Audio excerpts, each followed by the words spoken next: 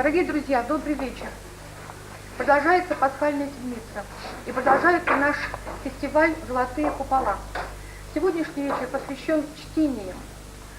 Вы знаете, что с прошлого года, тот, кто посещал в прошлом году наши фестивальные торжества, вы знаете, что мы включили устный, так сказать, день, посвященный истории государства российского, Якутии, которая входит и входила в это государство.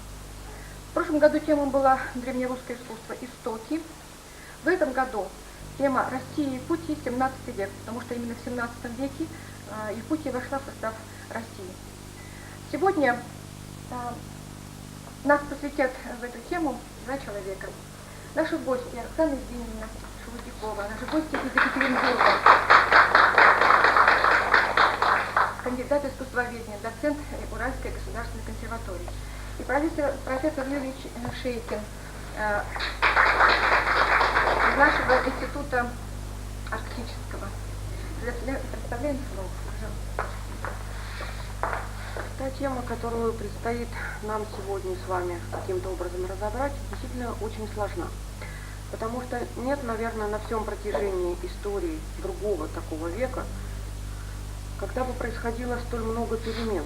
И эти перемены касались отнюдь не только каких-то внешних политических условий, хотя и в политике тоже их было предостаточно.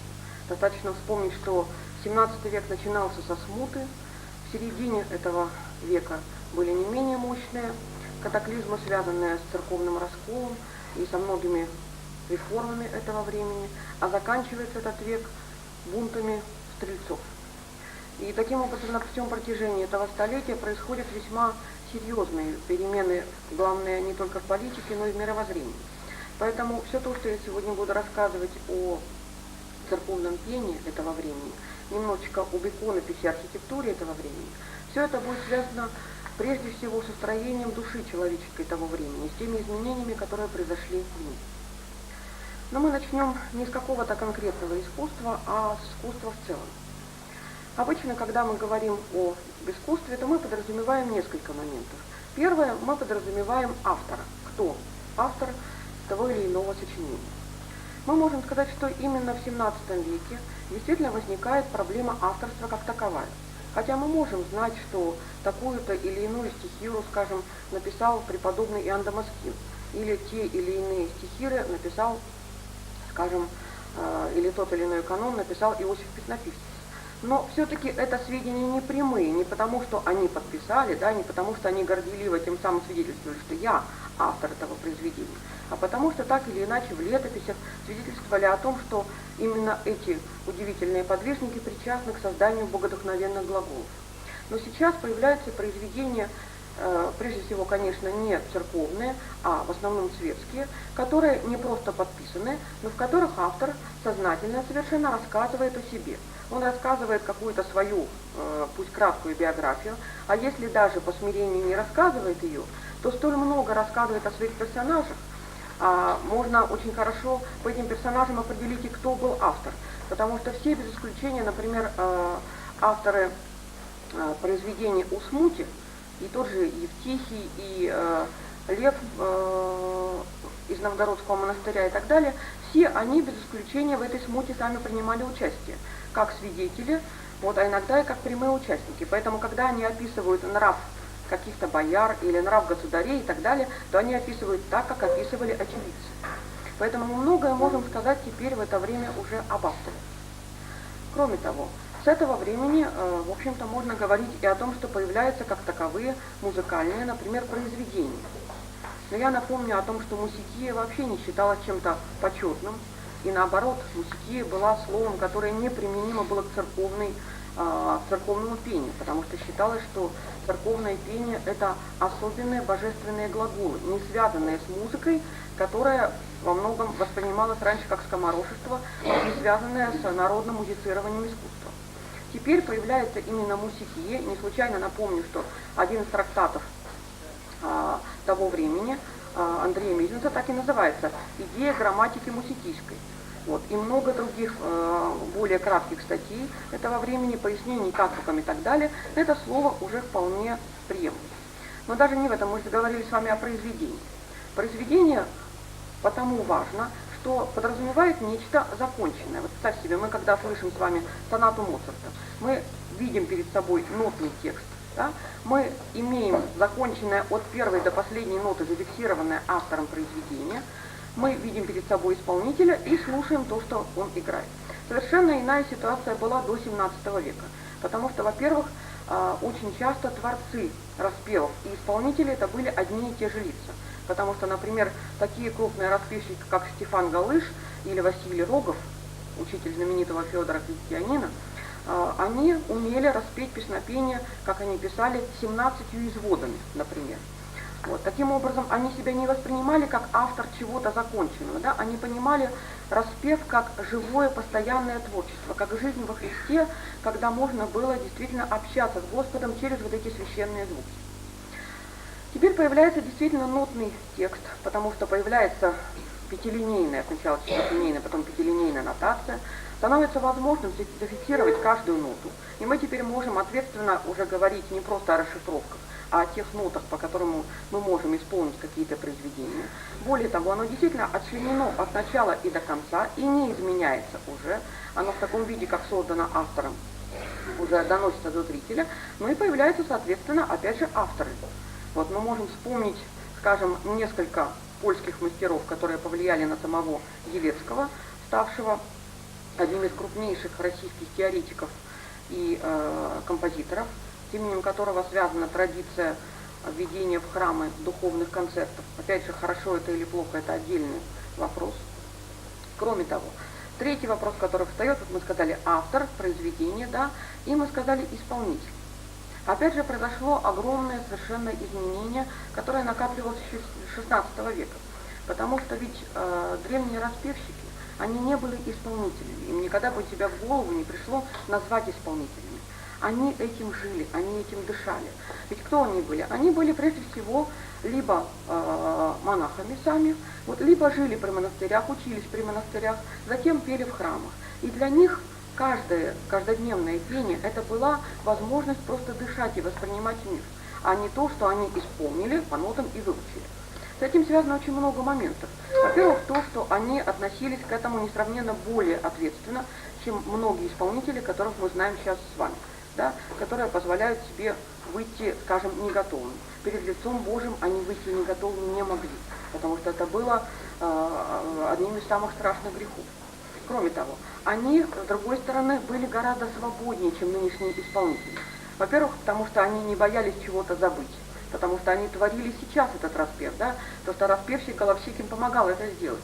И еще были потому свободнее, что понимали, что то, что сейчас происходит, это только одна малая деталь того, что будет происходить с ними всю жизнь. Вот они сейчас спели это песнопение, но завтра они споют его еще раз, через неделю еще раз и так далее, и так далее. Оно всегда будет с ними звучать. И они то, что сейчас, может быть, не получилось, они смогут многократно еще поправить, улучшить и так далее. Над ними не висел дамоклов меч, что вот сейчас мы плохо сыграем, нас ошикают, да, нам скажут что-то такое очень скверное, и мы никогда не сможем больше стать исполнителями. Этого, естественно, не было. Я уже сказала о том, что 17 век – это время страшных катаклизмов и время, безусловно, серьезнейших перемен. Давайте попробуем эти перемены перечислить, хотя бы самые крупные. Если мы говорим с вами о распеве, о древнерусском знаменном распеве, то должны сказать, что именно 17 век стал временем, когда наряду со знаменным распевом стало существовать много другой разной еще способов извлечения звуков певческих. Но я напомню, что, во-первых, уже в конце XVI века зародились, а в XVII веке активно развивались путевой и деместренный распев. Что это значило? Если путевой – это распев, который хотя бы внешне пока связан был со знаменным, по крайней мере, те крюки, которые использовал путевой распев, во многом были заимствованы из знаменного, и лишь несколько принадлежали только путевому распеву. То деместренный во многом изобрел уже свою семиографию, свои знаки написания, во многом отличавшиеся. По поводу некоторых из них приходится до сих пор гадать, что они означают, еще до сих пор удовлетворительной расшифровки нет. И самое большое отличие – то, что 17 век – это век появления многоголосия как такового, хотя, опять же, первые зернышки этого складывались еще в XVI веке. Что значило многоголосие? Опять же, вроде бы такой внешний факт. На самом деле отнюдь не внешний. Потому что для наших древних предков одноголосие это было выражение единогласия, единодушия. Потому что они вспоминали тем самым слова из божественной литургии, едиными усты и единым сердцем. И видели в этом подтверждение их общего вот этого единого духовного устроения. Появление многоголосия почему так долго отвергалось? Ведь на самом деле должно было оно появиться не в конце XVI века, а должно было появиться по вот тем наметкам, которые содержались, скажем, в самом распеве, гораздо раньше. Но не появлялось, не могло сложиться, потому что для этого не сложилось еще внутреннее устроение, которое позволяло слышать уже гармонию, которое позволяло слышать разные голоса, разные линии и так далее, и так далее. Это все оформилось окончательно только в XVII веке. Вообще мы должны с вами сказать, что XVII век – это время, когда вдруг неожиданно Россия во многом приблизилась к достижениям Западной Европы, во многом, в том числе вот в музыкальной культуре. Потому что если мы с вами сравним распев XV века, то мы можем вспомнить на Западе аналогом, ну скажем, григорианский хорал VIII-IX века. Да? Если же мы говорим с вами о русском барокко XVII века, в особенности второй половины, то мы тем самым вспоминаем западное барокко примерно этого же времени. Вот таким рывком, огромным шагом, казалось бы, заполнили, шагнули вот через такой мощный временной период. К чему это привело? Привело это к большой спрессованности, что многие вещи происходят как бы одновременно. Вот почему ученые даже путаются, как это все называть. То ли барокко, то ли возрождение русское, то ли еще какие-то слова находить. Потому что этот стиль трудно очень определяется каким-то общим термином. Следующий перелом, который связан с музыкальной культурой, это изменение нотации. Тоже очень важная вещь, хотя вроде бы на первый взгляд вещь, связанная только с написанием. Ничего подобного. Потому что написание, оно отражало тоже очень серьезную философию. Оно отражало внутреннее понимание наших с вами русских прародителей. Вот. И потому переход от крюков, за каждым из которых был целый мир, к обычной пятилинейной нотации, это было на самом деле, вот я глубоко в этом убеждена, что далеко не шагом вперед, а едва ли не шагом назад. Почему?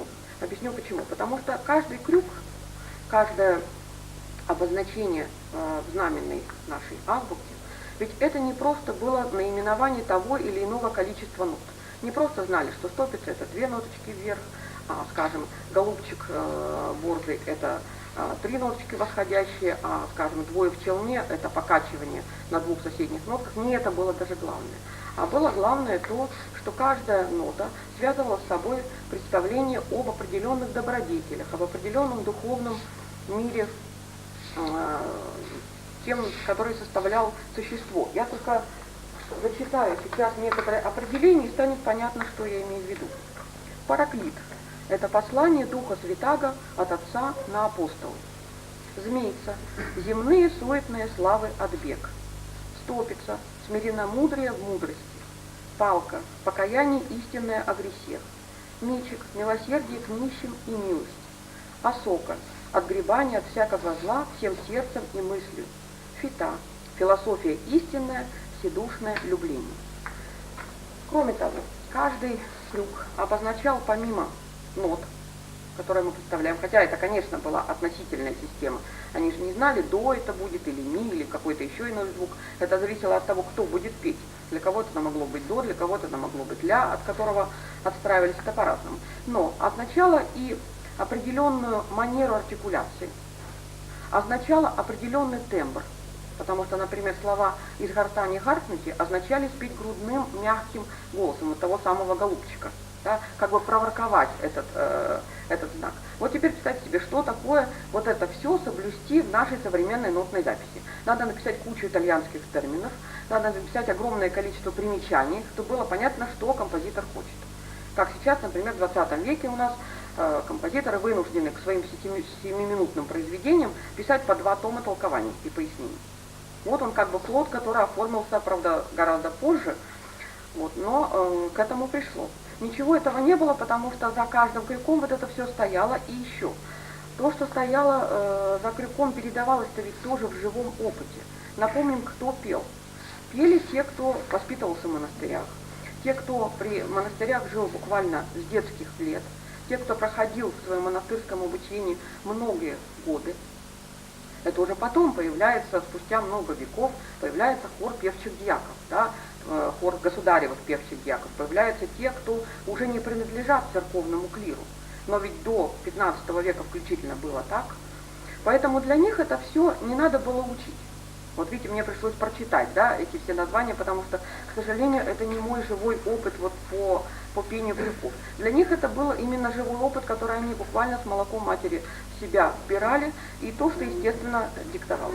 Вот теперь посмотрите, что произошло. Перешли мы к обычной нотной записи, когда фиксируется определенная нота, а значит, я не могу спеть ни выше и ниже, даже если у меня хор другой. А это значит, что я должна спеть ровно ту длительность, которая зафиксирована. А, например, в крюках можно было чуть продлить. А, например, в крюках можно было чуть сократить, изменить чуть-чуть темп. Ничего этого теперь уже мы сделать не в состоянии. Почему я говорю, что я бы не сказала однозначно, что это, например, шаг вперед в изобретении вот этой нотной записи. Следующий важный момент, который связан с изменениями в этом веке, это изменения в живописи. Ну, мы, конечно, можем говорить о живописи именно только 17 века, потому что в 17 веке появляются так называемые парсуны, то есть то, что как бы являлось еще на перепутье между иконописью и портретной живописью. Уже к концу 17 века можно сказать, что портретная живопись вполне оформилась. Но во второй четверти 17 века, когда появились первые парсуны с изображениями царя, Скопина-Шуйского, боярина и так далее, то они, конечно, были написаны так же, как писались иконы, по всем тем правилам. Но реально, что значили, опять же, эти изменения, переход к живописи? Они означали то, что критерием, опять же, становится уже не внутреннее молитвенное созерцание, не тот духовный путь, который проходит иконописец, чтобы обрести право написать такую икону. Я напомню, ведь, скажем, преподобному Андрею Рублеву нужно было наложить на себя пост, ему нужно было обязательно исповедаться, причаститься, чтобы иметь хотя бы внутри себя разрешение, согласие внутреннее написать икону. Но потому и получался такой спас, какой у него, получился такие иконостасы, какие мы с вами видим в Третьяковской галерее, такая потрясающая троица, равной которой нет во всей иконописи, наверное. И не случайно именно троица потом обусловила знаменитый парадокс Флоренского. Есть троица Рублева, следовательно, есть Бог. Здесь давайте вдумаемся, почему он так сказал. Не случайно ведь. И в этом парадоксе есть глубокая правда, что такие иконы, какие были, и такой распев, какой был, они были удостоверением бытия Божия. Они сами своей вот этой удивительной красотой, удивительной силой внутренней свидетельствовали о том, что есть вера, и есть, стало быть, Господь, в которого верили эти люди. Потому что в них чувствуется, в этих созданиях, особенная нечеловеческая сила, сила, данная свыше. То же самое я говорю, что еще раз можно было отнести к древнерусским распевам. Вот почему, когда мы сегодня будем с вами слушать, вы увидите вот этот перелом, который произошел от подлинно знаменного распева к совершенно уже иным песням. Но я могу только одним примером сейчас свое это рассуждение подкрепить, сыграть то песнопение, которое люди православные знают как песнопение «Царица моя преблагая». Напомню.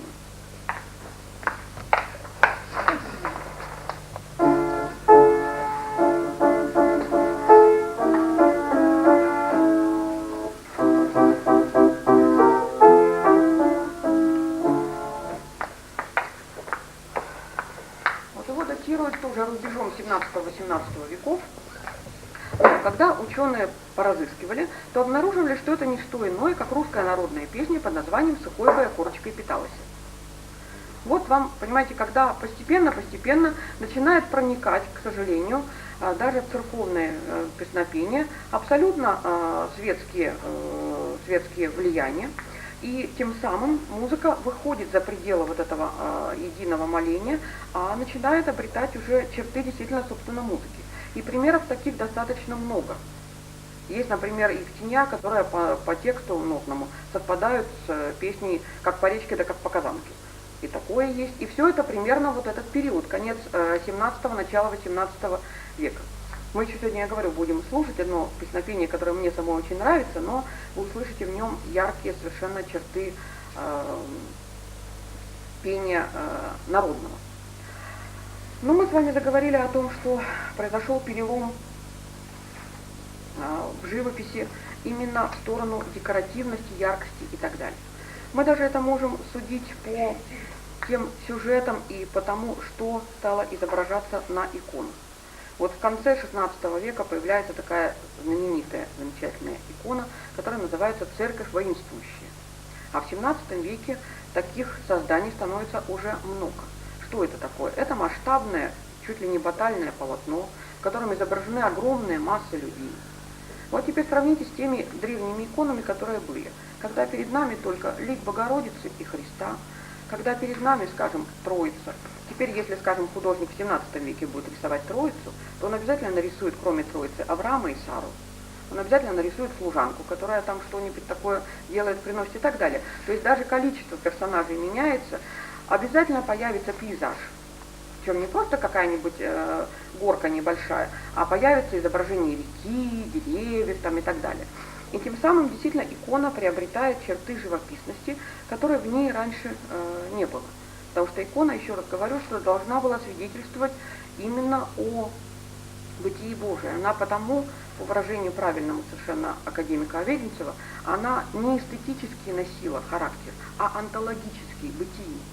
Вот это, на мой взгляд, совершенно справедливо, потому что не было эстетики как таковой. Вот почему, скажем, иконы древние, в отличие от икон, которые мы знаем, скажем, XVII века Симона Ушакова, они не были красивыми в традиционном понимании этого слова. Мы не найдем у них канонов эстетической красоты, потому что у них было другое назначение. Свидетельствует совершенно об ином мире и об ином измерении. Поэтому каждая деталь, которая была в иконе, она была символом. Скажем, прямой нос – это было выражение прямоты помыслов. Тонкие пальцы удлиненные – это было выражение духовной тонкости и своего рода духовного аристократизма. Высокий лоб – это был символ мудрости и так далее. Что бы мы с вами ни взяли, изображение древней иконы, все это было обязательно связано вот с такими значениями. Теперь в XVII веке в иконах появляется красивость.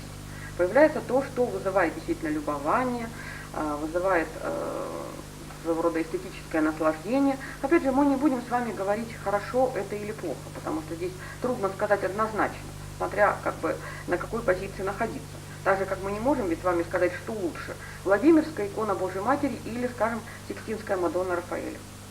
Та и другая в своем роде совершенно уникальны и аналогов не имеет. Только одна в портретной живописи, а вторая как явление именно духовной иконописи. Что еще важно? Что перелом, который произошел в XVII веке, связан с нарушением и целостности сознания. То, что мы говорим, то, что появляются такие разные возможности. Ведь не случайно в это время появляются разные национальные школы, разные по географическому расположению. Новгородская, греческий, болгарский, валаамский, Кирилло-Белозерский и так далее, и так далее. Перечислять это очень долго можно. Они тоже закладывались, конечно, раньше, но оформились как самостоятельные разделы пения именно в XVII веке. Утвердились и стали активно развиваться. Именно в XVII веке рождаются уже то, что можно сказать об индивидуальных стилях. По крайней мере, Семена Полоцкого мы ни с каким другим автором литературным не спутаем. Равно как и Семена Ушакова тоже ни с каким из иконописцев другим спутать мы не можем. С другой стороны, вот это я и говорю, что приводит нас к тому, что сознание перестает быть целостным, сознание перестает быть единым. Оно внутренне разделяется на разные разделы, то, чего не было. И это, конечно, связано прежде всего с теми объективными условиями, какие были. Ведь заметьте, для верующего человека еще в XVI веке какие были незыблемые опоры? Был Бог. Да? Теперь что происходит? В XVII веке происходит раскол, который подвергнул сомнению не что иное, как сами основы верования. Да? Потому что речь там шла не только о безобидных, скажем, каких-то вещах, но и достаточно серьезных для многих людей, которое вот и привело к тому, что многие люди не приняли просто тех изменений, которые были осуществлены патриархом Никоном. Для человека второй основой был царь. опять же, начинается век со смуты, когда царя, истинного царя как бы нет, да, когда его надо еще искать, и только через некоторое время появляется первый из царей из династии Романовых, Михаил Романов, да, как бы все встает на рельсы на определенные. Вот. И третье, это цельность, как бы верование, цельность в душе, ее тоже нет. Вот почему именно в 17 веке, маленький пример, но на самом деле, мне кажется, очень показательный. Получается то, что на письмо одного из купцов, в котором тот требовал выполнения своего обязательства и спрашивал, где Бог, где царь, где честь. Этот самый купец в 17 веке получил такой ответ. Бог высоко, царь далеко, а честь понятие растяжимое. Вот представить себе такой ответ еще в 16 веке, я думаю, что было бы очень сложно. Для этого нужно было много очень пройти изменений. И, конечно, вот этот ответ, который запечатлели до нас летописи, этот ответ выражение того глубокого кризиса, который ощущало не просто государство, но который переживали многие люди сами в себе. Вот почему действительно так много произведений отчаянных этого времени, когда достаточно трудно найти гармоничность. Ведь раньше, коль уж мы о купцах заговорили, действительно для купца слово «честь» это было самое главное. И что такое выражение было «стереть в порошок»? Это значило подойти к притолоке, где было написано имя должника, и стереть это имя. Это означало, что этот человек уже больше не должен, но сам Господь отныне будет его судить. То есть предоставить Божьему суду вот этот долг, который человек не хочет отдавать. Вот это оказалось самым страшным. Теперь вот уже с этого времени, как видите, разговоры пошли несколько другие. Что происходит в искусстве еще в целом? То, что появляется, я уже сказала, яркость и декоративность во всех видах искусства. Сейчас, наверное, нам уместно посмотреть несколько слайдов с храмами 17 века, где видно, какую большую роль начинает играть декор. Мы просто их подряд посмотрим.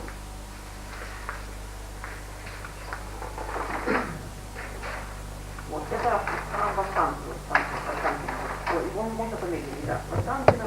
Вот видите, сколько в нем, во-первых, появляется куполов, во-вторых, появляется много очень каменной резьбы, и сам он производит впечатление уже такого каменного кружева. Чуть позже его и станет еще больше. Да, тоже посмотрите, это уже в Химках храм. Вы видите, какие нарядные кокошники там вверху. Вы видите, какое яркое сопоставление цветов красного и белого в орнаменте. Какая красивая резьба ушей, которые включаются куполами и так далее. Храм становится действительно очень декоративным и очень нарядным, приковывая к себе уже внимание своей вот такой живописностью, а не только как бы настроенностью на молитву. Вот это храм Успения в Подмосковье. Тоже здесь достаточно видно, особенно купола, посмотрите, какие необычные. Из резьбы, да еще разных цветов. Вот с этого времени тоже связана традиция раскрашивать храмы и купола в разные цвета. Когда может быть один и тот же храм, какие-то фрагменты синего цвета, красного, белого и так далее, и так далее. Это он же только с другой точки зрения, этот храм. Вот колокольня какая у него яркая, нарядная. Вот это знаменитый храм на Красной площади в Москве, храм Казанский иконы Божьей Матери. Вот, вы видите тоже, как он изукрашен, вот это сопоставление самого розового, белого и зеленого цветов, удивительно, еще золотой цвет Божьей благодати, удивительно здесь. Как раз можно говорить о том, что появляется уже символика как осознанное явление. Сейчас мы об этом немножечко тоже поговорим. Вот, видите, какой декор, это отдельно верхнее полукружие с каменной леской.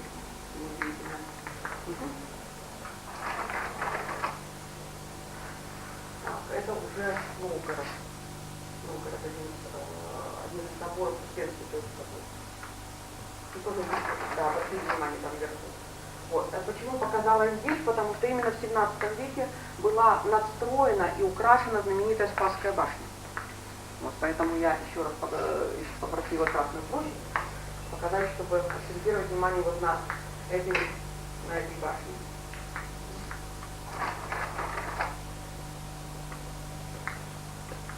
Ну и дальше так, вот здесь пошли уже интерьеры. Это интерьер храма Расположения. Вот, Нижегородского Кремля. Вот, видите, здесь появляется уже огромное количество росписей, тоже много персонажей. Вот сверху там, к сожалению, мало видно, но все-таки видно. Дальше.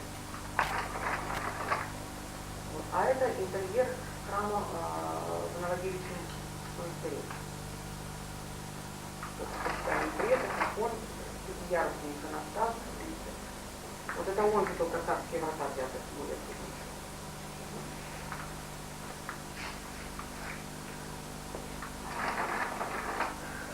Так, ну вот немножечко поговорим об иконописи. Вот это одно из клеен иконы Никола в житии. Вот. Обратите внимание, что действительно какой здесь произошел перелом. Когда вместо, скажем, традиционного изображения Николая Чудотворца, вот, мало того, что изображение самого этого события, исцеления отрока, но еще и изображение даже собаки, животного вообще-то по православным канонам, не относящегося к чистому животному, да? Вот, то есть явно совершенно сюжетная, как бы это не столько иконопись, сколько уже переход к живописи.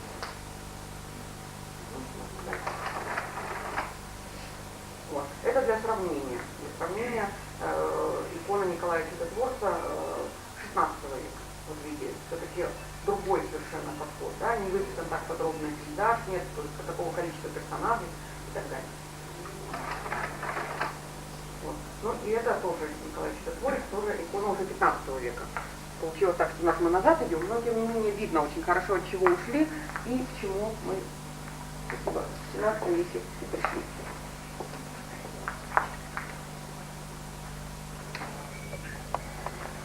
Ну вот я начала говорить о символике. Это действительно очень важная вещь, потому что, опять же, с этого времени, хоть здесь как раз мы тоже сравняли, так сказать, с Западной Европой, и на Западе, и у нас появляется особый символический язык, где не просто уже слово говорит, и не просто говорит музыкальная интонация, скажем, но нужны еще какие-то дополнительные детали, которые будут как бы уточнять смысл, прояснять его и так далее. Причем эта символика касается всего.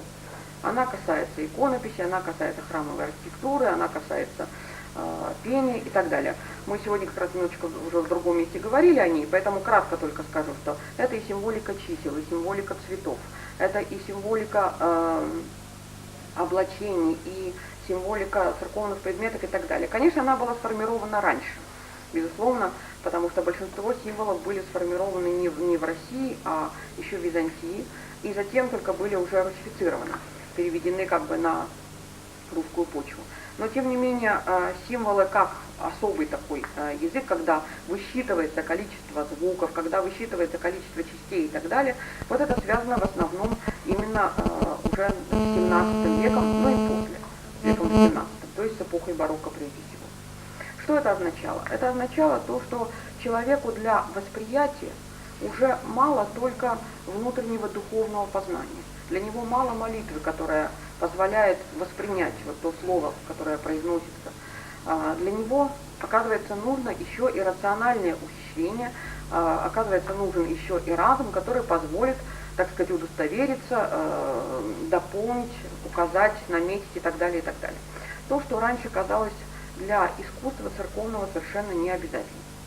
Поэтому и церковное искусство совершенно меняется. Теперь, например, требуется повторить некоторые слова. Опять же, до 17 века это практически никогда не делалось. Теперь повторяются некоторые слова, чтобы как бы лучше стало понятно и чтобы как бы их выделить. А раньше выделяли совершенно другими способами. Выделяли тесситурно, выделяли особым распевом, выделяли особой как бы глубиной молитвенного созерцания и так далее. А теперь для этого нужно несколько раз повторить, теперь для этого нужно какой-нибудь яркий контраст. Вот почему, например, если, приведу два примера, слово «вознесся», которое было распето знаменным распевом XVI века, и слово «вознесся», которое распето в духовном концерте XVII века. Вот звучало слово «вознесся» так.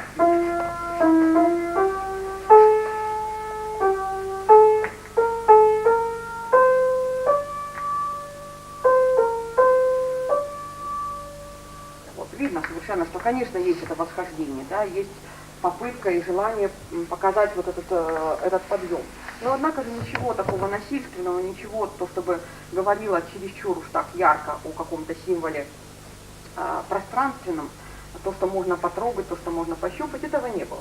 Теперь сравните вот, что происходит в концерте.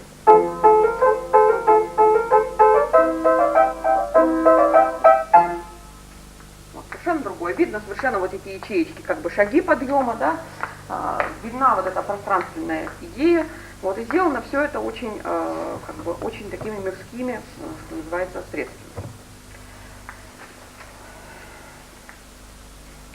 Очень важно то, что в XVII веке стало проникать помимо символического начала еще и ораторское. Потому что именно XVII век и на Западе, и опять же вот здесь мы сравнялись и у нас тоже, стал веком проникновения не просто проповеднического начала, оно было гораздо раньше, потому что знаменный распев всегда был проповедью, потому что это всегда было богословие в звуках, равно как иконопись всегда была богословием в красках. Да?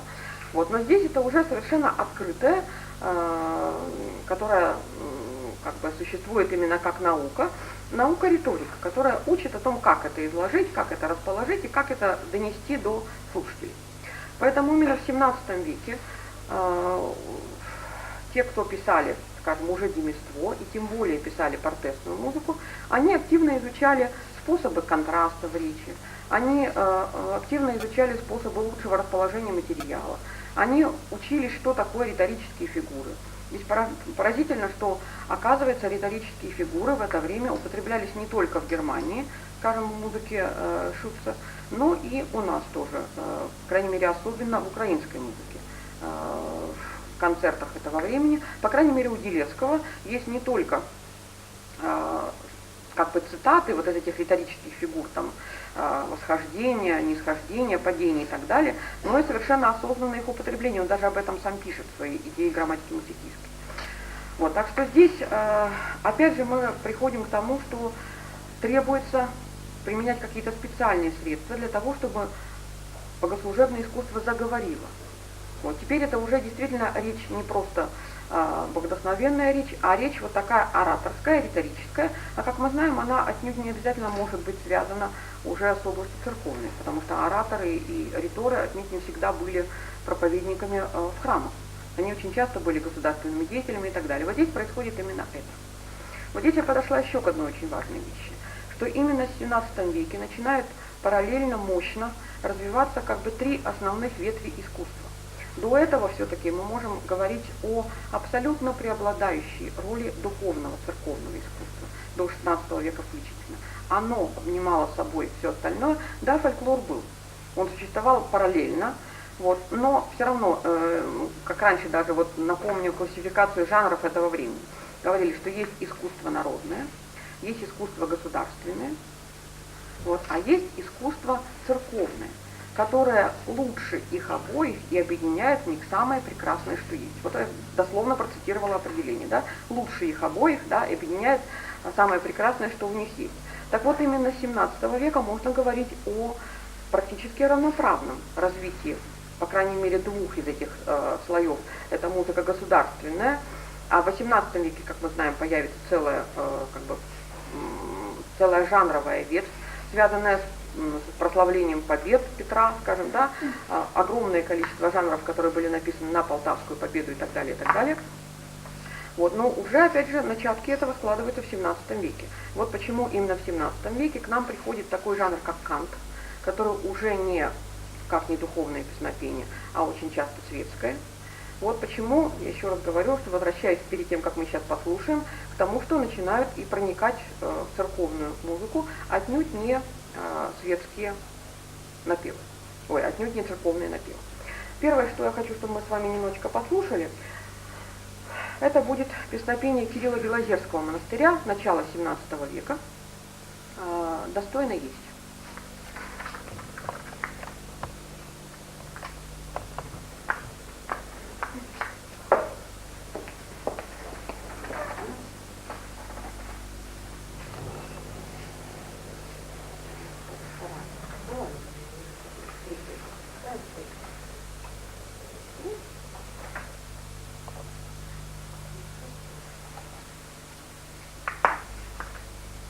Она так и называется, это достойно есть Кирилловская.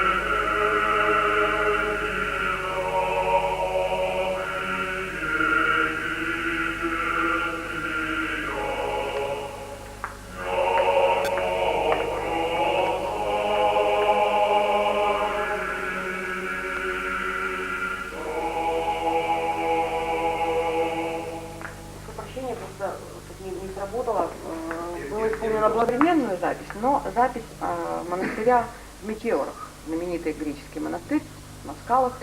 Вот, как это звучало, потому что именно в этом монастыре они пытаются удержать ту манеру пения, которая была, скажем, вот еще в 17-16 веке, то есть современную тому, что мы слушаем.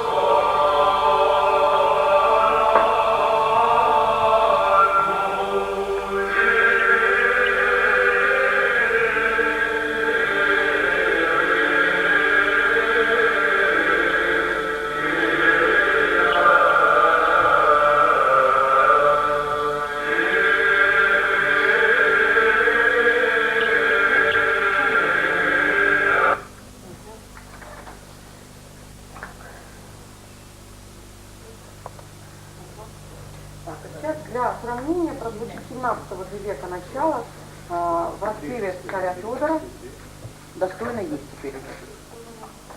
Первый.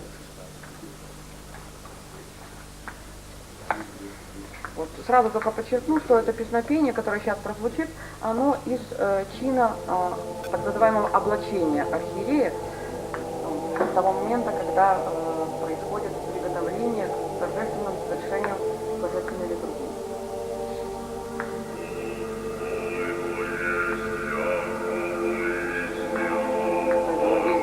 Славнейшую без сравнения.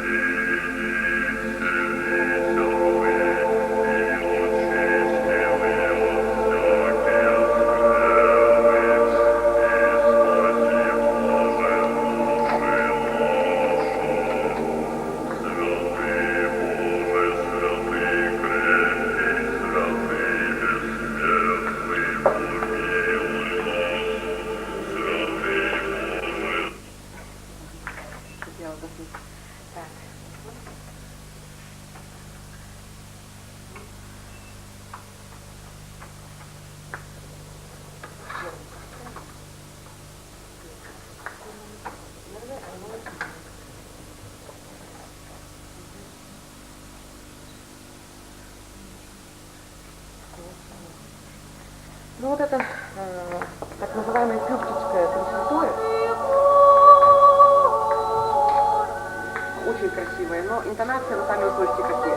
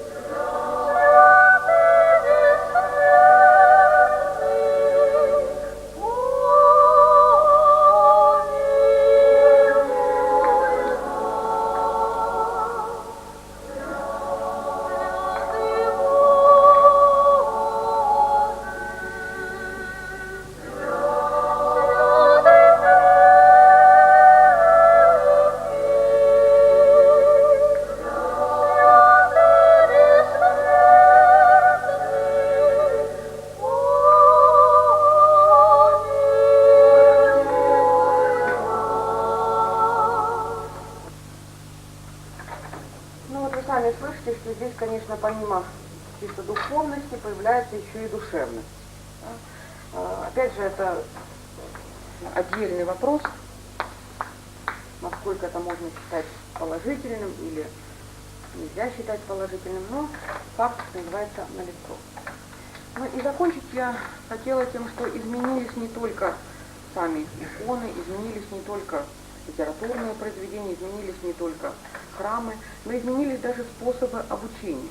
Если раньше что такое были азбуки, они ведь были и раньше, гораздо раньше, но они были просто перечислением определенных крюков и их значений. Теперь посмотрите даже, как выглядит азбука. Да, какая красивая табличка. Или вот на обороте. Еще один ключ разумения для познания. Да? Совершенно другое. Это уже опять же чисто графический символ. Это то, что связано уже и с рациональным познанием. И здесь уже очень много всего, что надо разгадывать.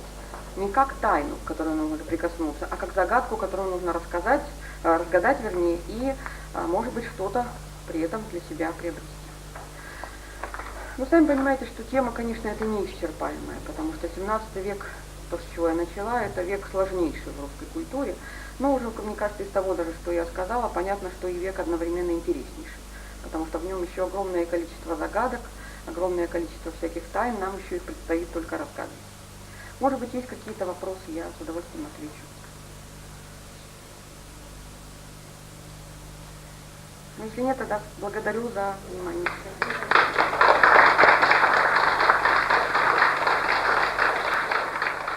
Где существует система не просто распевов, а распевов с вставными словами.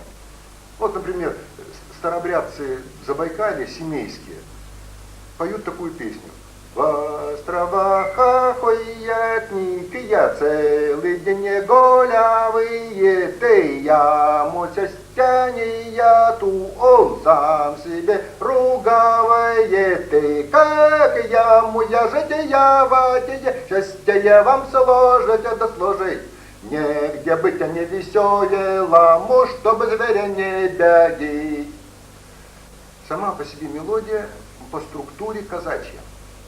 Это казачий роспев, это удивительно, те самые гонимые казаками бесконечно. Первый враг старообрядца казак был, он осуществлял все наказы, понимаете, и в этом смысле этих казаков они манеру взяли. Когда начинаешь смотреть их светские стихиры, в общем-то, в принципе, все равно казачьи проглядывают. То есть первого своего друга-то песни и разучил он, понимаете. Более того, а что такое казак? 16 век. Вся казачий роспев, он вот 16-й, ну, в лучшем случае, если речь идет о классической протяжной песне, где есть совершенно точно какое-то влияние, ну, там, скажем, долгих распевов, мы можем иметь дело, ну, с 15 веком. А, в общем-то, в принципе, это позднее явление, очень позднее явление в фольклорном стиле. И вот в этом смысле, конечно же, показательна сама по себе задача расшифровки этих текстов.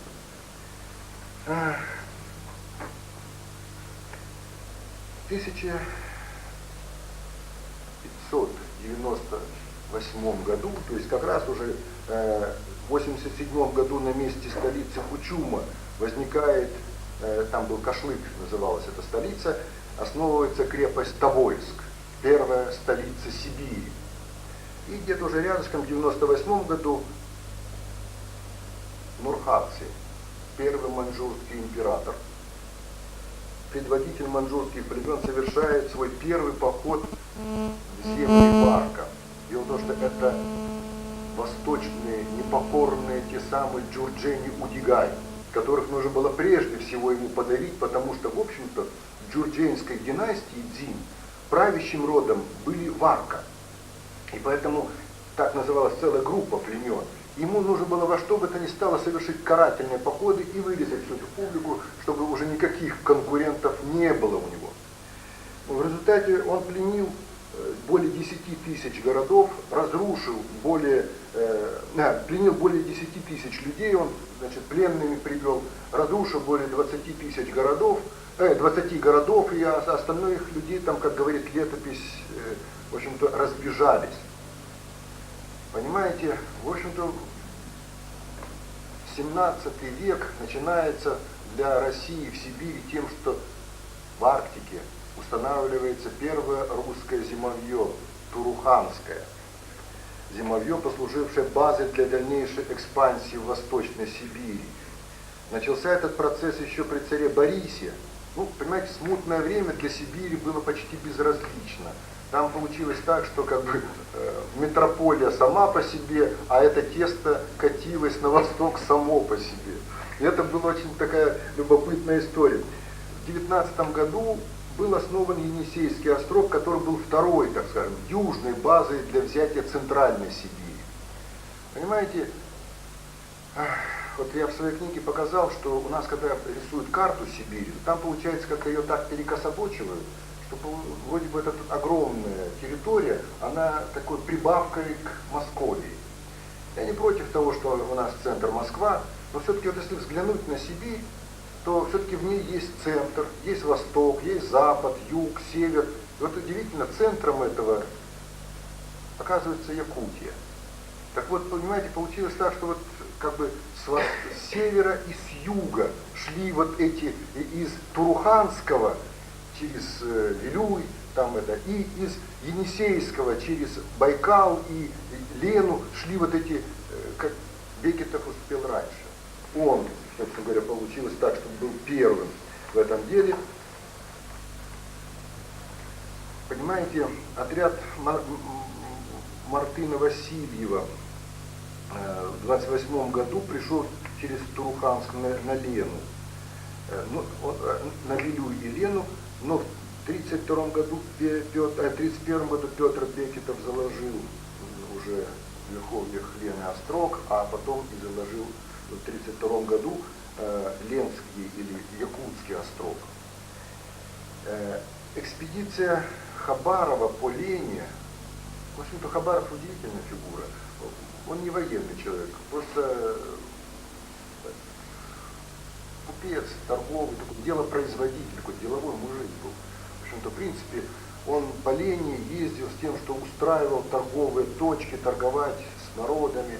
Там, и в общем, он был такой толковый человек. Но потом его посадили в тюрьму, он отсидел определенное время. У нас это принято, сильно деловой был. И, тем временем, в 1943 году Василий Боярков, перевалив через хребет, во главе с письменной, значит, направили такую письменную голову Василия Бояркова к устью Зени, до лимана Зеи добрался, то есть, в принципе, он уже лицезрел Амур. Вот. Но вернулся Боярков, поэтому вроде бы как первооткрытие Амура-то уже было Бояркову дано. Но в 1949 году восторжествовала правда и в Якутском остроге, Хабарова освободили, снарядили, дали ему деньги. Воевода был в это время очень интересный. Его звали Дмитрий, а фамилия Франц Беков. Тут и Франц, и Бек, и русское окончание, что есть. Франц Беков, освободил этого Хабарова, дал свои еще деньги, чтобы тот концессию там организовал и отправил вперед в Уссурийский и Амурский край. В 1951 году устанавливается первый русский острог на Амуре, который получил название Албазин. Где-то так в районе Благовещенска, где-то так. Там есть на картах это обозначено. 1951-1952 год ставится второй пункт опорный. Вот этот пункт уже становится главным. Его ни разу никто не брал. Албазин падал. А вот этот пункт так и не убрал. Его не особенно значимо и поставили. Он такой был, этот пункт назывался Ачанский городок. Он стоял на стрелке между Амуром и Уссурий.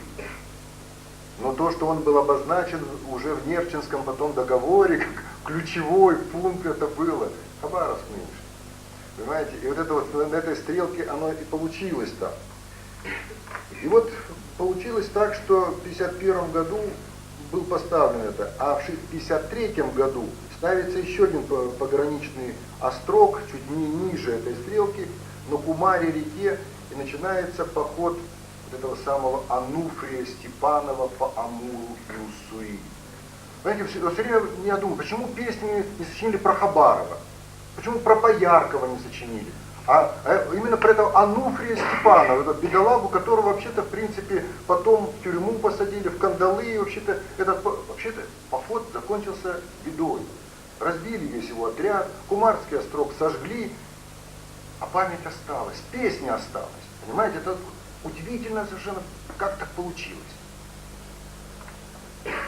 Войска маньчжуров действительно уничтожили Кумарский острог в 1967 году, они потом сожгли Албазинский острог.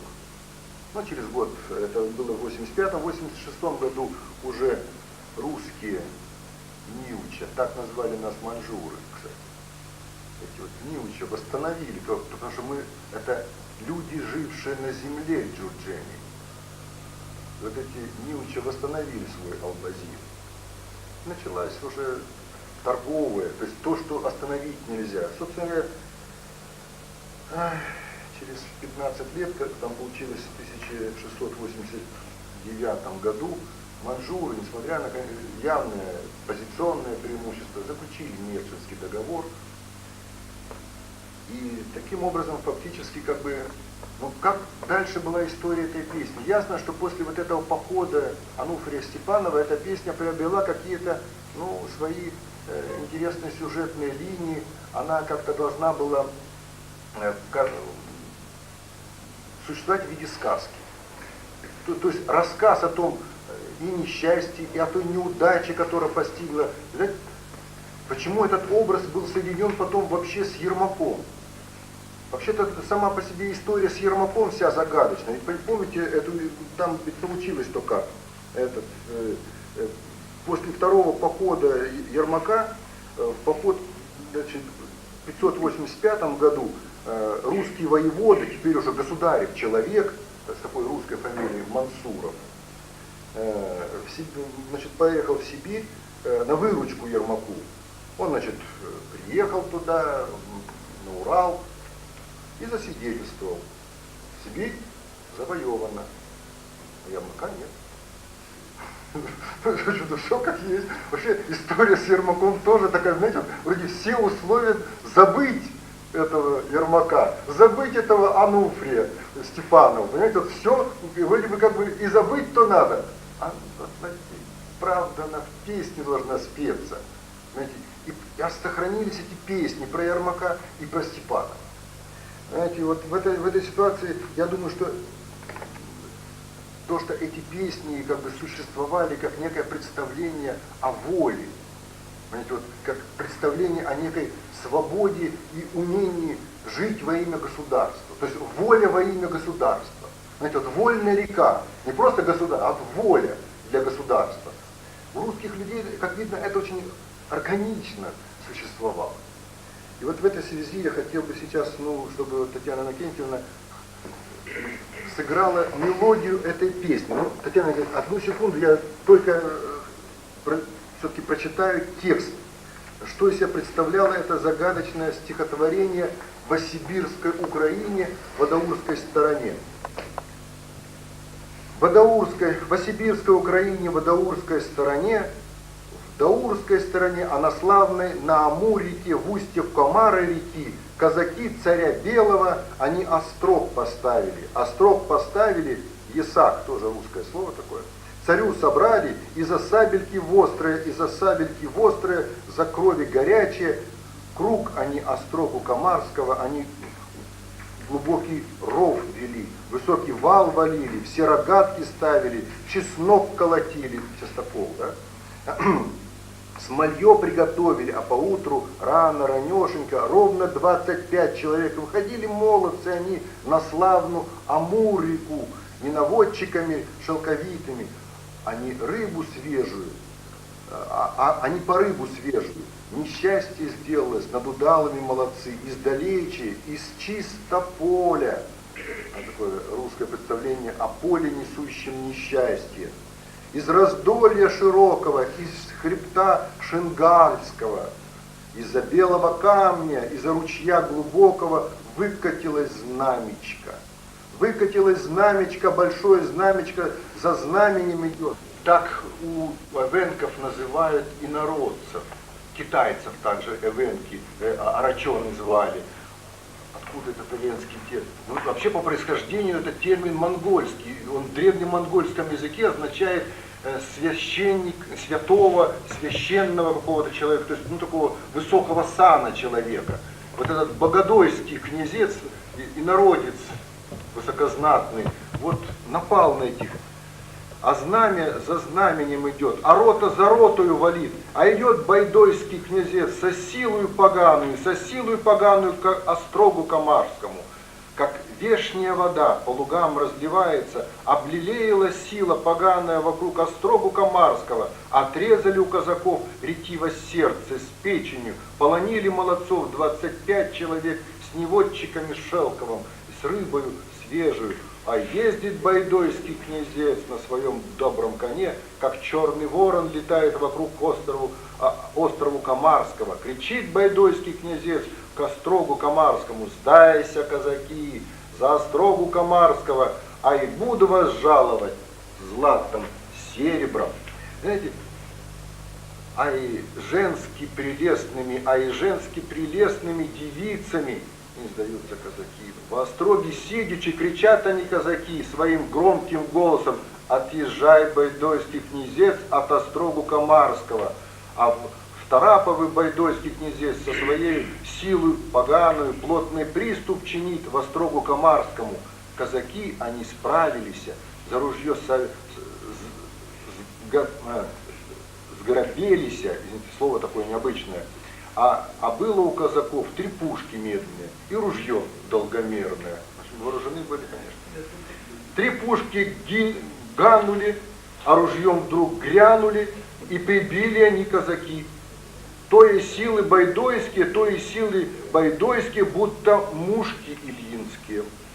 Те и силы поганые заклинался байдойский князец, бегучий от острогу прочь, от острогу Комарского, а сам заклинался: ай, не дай Боже, на передке бывать на славной Амур-реке. Крепость поставлена, а и крепость поставлена крепкая. И в конце такое как бы прозаическое заключение, явно не рифмованное: и сделан гостиный двор и лавки камень. Так, как бы дорифмую потом. Понимаете? Это удивительно, эта свежесть вот этого образа. Понимаете? Тут, понимаете, с одной стороны держится вот этот былинный распев, вот это, то есть то, что должно было быть, вот, понимаете, от этого, вот церковного, святого пения. Но вместе с тем, вот, когда слушаешь эту мелодию, она имеет черты и поздней протяжной мелодии. Такая умеренная протяжная мелодия здесь есть. Вот пожалуйста, Татьяна, скажите.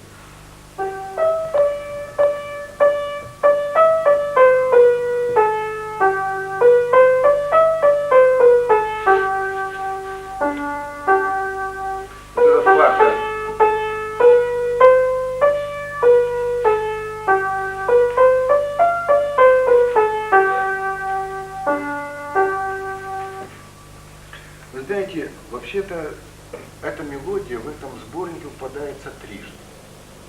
Тут получилось так, что не только на Сибирской Украине, причем она даже четырежды, она дважды в мажорном этом варианте и дважды в минорном варианте. Причем обратите внимание на это та-та-та, вот это автентическое окончание, кант в чистом виде. Прям, вообще кантовое здесь прямо, знаете, то есть как бы так начинается вроде бы и протяжное песнопение, тут есть и распев, а все-таки вот этот кондовый кант должен закончить вот таким, порядочно нужно заканчивать, как надо, знаете, вот по-мужски. Вообще сборник, знаете, на редкость мужицкий. Вы же знаете, когда вот русский фольклор смотришь, вот чаще всего, у нас женщины чаще всего поют. Они, конечно, их хранят, то лучше. Вот вообще вот я фольклорист, я знаю, что чаще всего фольклор женщины больше хранят. Чтобы мужика на сохранность фольклора подвигнуть, это с ним столько нужно сотворить. Понимаете? И вот в этом смысле удивительно мужской весь мир. Тут все блины, да вот такие истории распеты. И поэтому, в общем-то, это не, как говорится, не тягучая песня, а такая суровая мужская лирика здесь присутствует. И поэтому вот эти вот автентические окончания явно подсказывают, что, ну, в общем-то, служилый мужик поет. Пожалуйста, еще, вот, еще одна мелодия. Это, значит, одну минутку. Это мелодия про Петра. Эту мелодию, история эта произошла в 1672 году. Я коротко сейчас вам просто зачитаю эту историю. Значит, светил радешный царь Алексей Михайлович. Ну, получилось, что народил, дал ему Бог Петра Алексеевича. Ну, вы знаете, честно говоря, я Романовых недолюблю от всей души. Ну, в принципе, Бог с ними, их, говорится, грех, их молитвы. Но вот просто в этом смысле, но с такой теплотой они поют, колыбельки малютку делали, они молодому царевичу нянюшки мамушки, сенные красные девушки, всю ноченьку не спали, шириночку вышивали, по белому рытому бархату, они красным золотом. И дальше.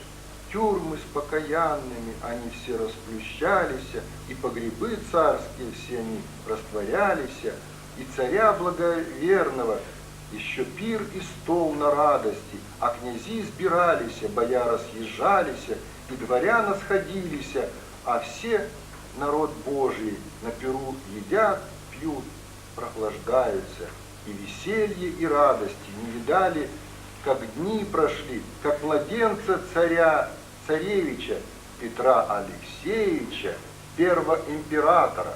Первый император 21 год 18 века. Срок указан. То есть вот когда этот сборник создавался, ну, Богу известно. Вот это сейчас вторую мелодию. Ага. Это мажорно говорят. Да, правильно. Ага.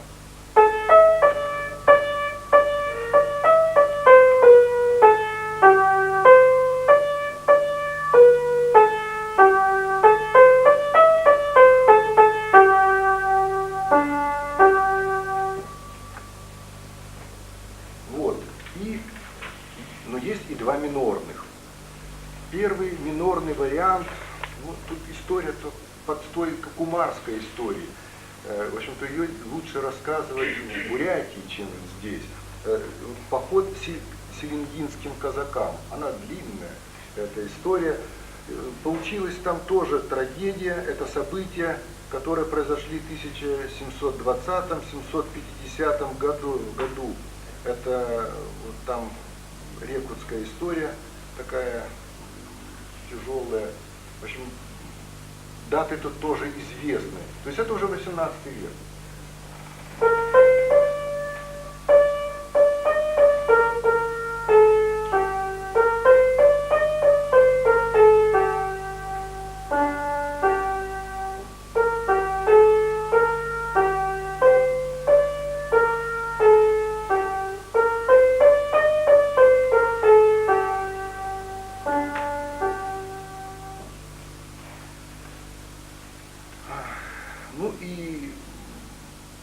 последняя мелодия, где встречается это уже тоже в минорном варианте, это же самая мелодия. Ну, обратите внимание, стоило поменять тона, это лад, и мелодия как бы слабо узнаваемая.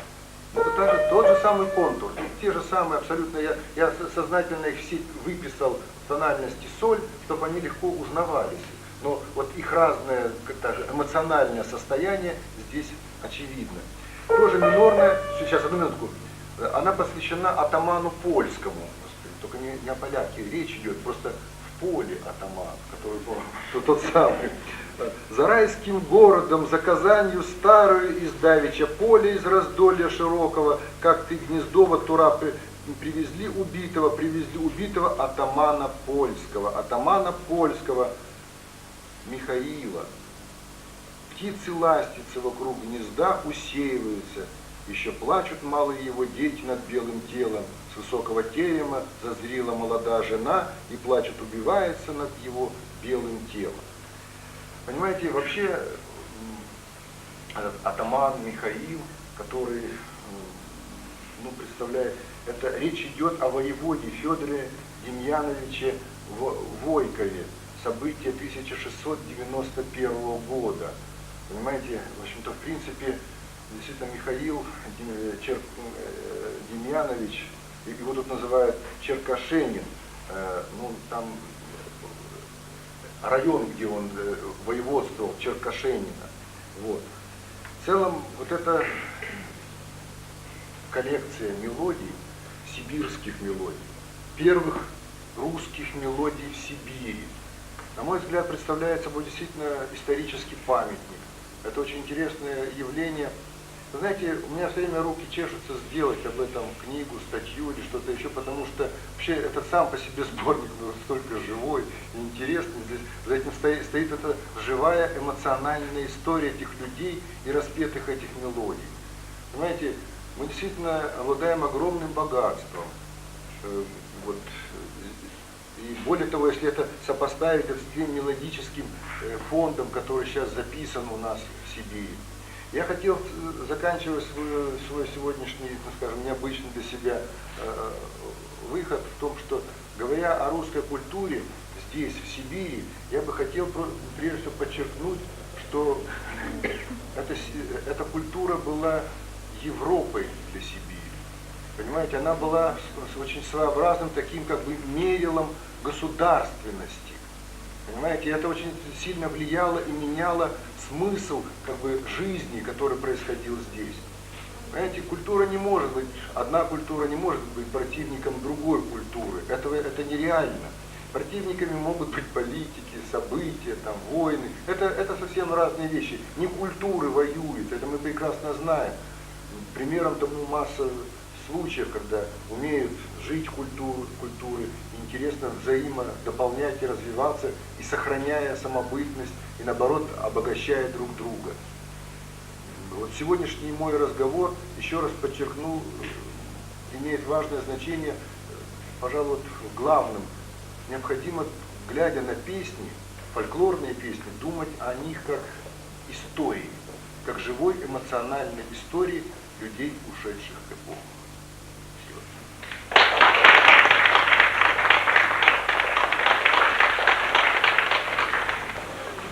Вопросов действительно было бы очень много, но это все ваши две замечательные лекции, беседы нашей гости Оксаны Евгеньевны. И вам особо благодарна за то, что вы приехали к нам. Они действительно настолько, материал, который в них настолько большой и неизвестен еще во многом, и настолько объемный. И огромная благодарность. Конечно, мы вот не услышали, хотя я-то думал, может быть, услышал вот наши какие-то песни вот, типичные для нашей Якутской области, для севера. Но это, наверное, как-нибудь, когда будет какой-то, я думаю, вот эти можно целые циклы сделать, лекции, бесед. Я думаю, в вашем институте это все уже сейчас проводится, да. А вот слушая Оксану Евгеньевну, я вот вспомнил, вот у меня появились такие мысли. Вот все вы, наверное, вот просматриваете газеты, в последнее время, последние где-то 2 года, и мы читаем, вот сколько откликов, и чаще всего эти отклики такие вот отрицательные в светской прессе, особенно в либеральной, о таком предмете, который якобы пытается внедрить церковь. Это основа православной культуры. Основа православной культуры. Вот. И я выписываю, читаю газету «Известия», сказал какого-то даже западного человека, то есть, который, кажется, не знает историю своей страны, не знает ее культуру, не любит свой народ, не желает блага нашей молодежи, вот, не думает совершенно о каких-то духовных наших вечных ценностях, пренебрегает ими. Вот. Совершенно неправильный взгляд. А вот то, что вот вы прочитали сегодня, нам рассказали, вот это, я думаю, вот лучшая иллюстрация того, насколько вот такой как бы предмет, пусть он будет не предметом, пусть это будет беседа, факультатив, пожелания, так оно, наверное, будет, но насколько это необходимо. То есть сколько мы, мы ничего практически не знаем. Вот от 17 века, а сколько-то там всего, литература 17 века, вспомним мы, если литература 17 века. Спросил вот так вот обычно человека. Да навряд ли. Наверное, большинство не знают, кто такой Семен Полоцкий, когда открылось у нас первое учебное заведение, академии, кто такие там братья Ликуды и все это прочее. И это такое еще, значит, Симон Ушаков, и что это за направление такое новое появилось. И вот эти вот стили в архитектуре и все. А ведь это настолько расширит вот этот вот наш культурный кругозор, настолько нам вот откроет прошлое нашей Родины, и вот одновременно вот то, что вы, вот эти все эти песни, сколько они несут в себе познавательного, сколько хорошего, положительного, доброго. Действительно, вот этот вечер нам открыл для нас и как-то по-новому, действительно, вот тот 17 век, который мы большинство читали по советской истории, простите, еще не знаю. Огромное вам спасибо.